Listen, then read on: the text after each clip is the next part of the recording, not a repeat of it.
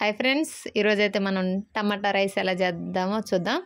ఒక క్యారెట్, మేమైతే ఒక 1/2 కిలో టమాటా తీసుకున్నాం. తర్వాత దాల్చిన చెక్క అవన్నీ తీసుకున్నాం. చూడండి, బిర్యానీ దినుసులు అవన్నీ, పుదీనా, మంచి ఫ్లేవర్ స్మెల్ కోసం అయితే పుదీనా తీసుకున్నాం. మేమైతే 2 గ్లాసుల రైస్ తీసుకున్నాం. ఆ తర్వాత 3 పచ్చిమిర్చి, 1 ఉల్లిగడ్డ తీసుకొని మేమైతే అన్నీ ముందే రెడీ చేసుకుని పెట్టాం. చూడండి, అల్లం వెల్లిపాయల పేస్ట్ కూడా మంచి ఫ్లేవర్ కోసం.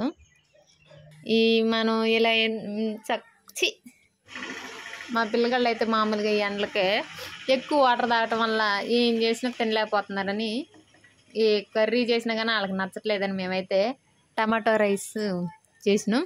చూడండి, ముందుగా ఆయిల్ అయితే పోసాం. ఇలా అయితే చిన్నపిల్లలు కొంచెం మంచిగా తింటున్నారు. మనం ఎగ్ ఫ్రైడ్ రైస్ అలా చేసి పెట్టే కన్నా టమాటా రైస్ అయితే కొంచెం ఈజీగా తింటున్నారని మేము టమాటా రైస్ చేసాం. ముందుగా పచ్చిమిర్చి, ఉల్లిపాయ వేసాం. అవి కొంచెం దోరగా వేగాక చూడండి, కలర్ చేంజ్ అయినాయి. ఓకే, ఇప్పుడు మనం బిర్యానీ దినుసులన్నీ కూడా వేసేసా.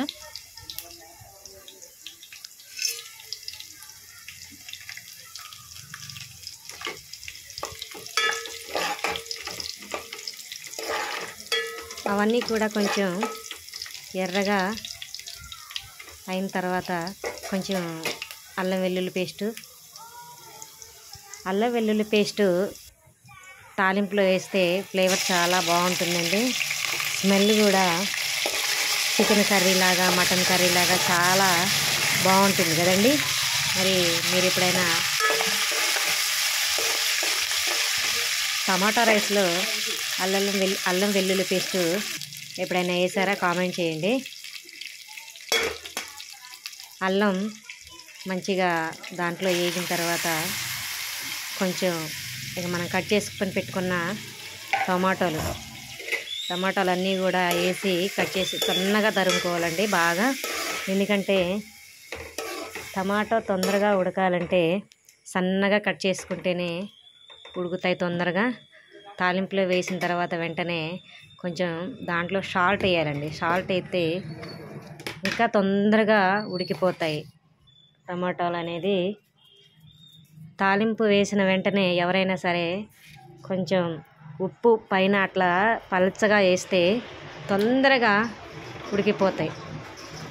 తర్వాత కొంచెం అంటే ఎక్కువ తినేవాళ్ళు ఉంటారు, కారం తక్కువ తినేవాళ్ళు ఉంటారు. కాబట్టి నేనైతే మా కారం ఎక్కువ కారం లేదు కాబట్టి 2 టేబుల్ స్పూన్లు వేసానండి నేను.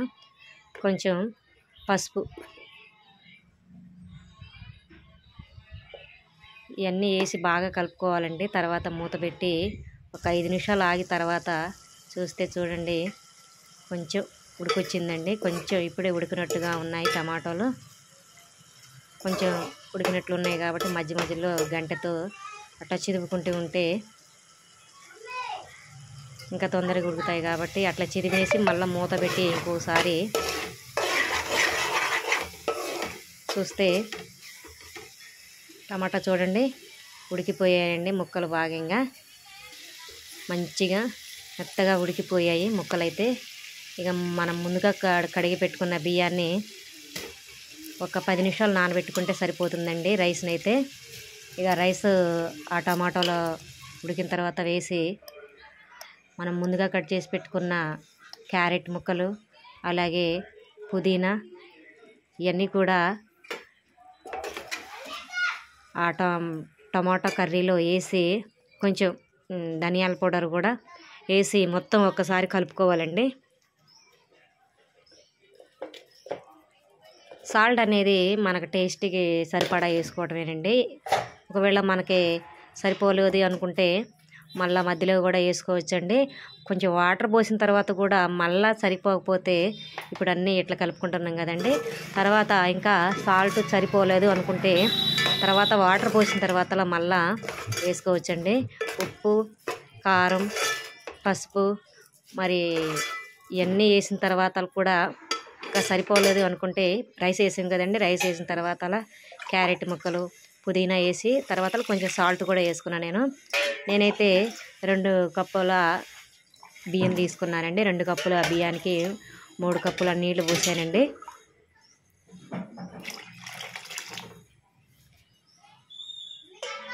ఒకసారి ఇక గరిటెతో ఇట్లా కలుపుకొని మూత పెట్టేసుకోవాలండి. చాలా అంటే చాలా టేస్టీగా ఉంటుందండి టమాటా రైస్. చాలామంది చేస్తుంటారు కానీ ఇలా ఉండదండి. చూడండి, ఇలా చేస్తే పిల్లలు ఇంకా ఇష్టంగా తింటారు. స్మెల్ అయితే మామూలుగా లేదండి, చాలా చాలా బాగుందండి. నాకైతే సూపర్గా నచ్చింది. ఎప్పుడు తినాలా అనిపిస్తుంది. ఒకసారి మీరు కూడా ఇలా ట్రై చేసి చూడండి. నేను చేసినట్టు చూడండి, చెయ్యండి. మామూలుగా ఉండదు. స్మెల్ అయితే సూపర్గా ఉంది. మీరు ఒకసారి ట్రై చేసి చూడండి. సూపర్గా ఉంది అని మీరే కామెంట్ చేస్తారు. మామూలుగా లేదండి. టమాటా రైస్ చాలామంది చేస్తారు కానీ కర్రీలాగా చేసి దాంట్లో వేసి మామూలుగా చేసుకుంటారండి. నేను ఇట్లాంటి అన్నీ ఇంగ్రీడియంట్స్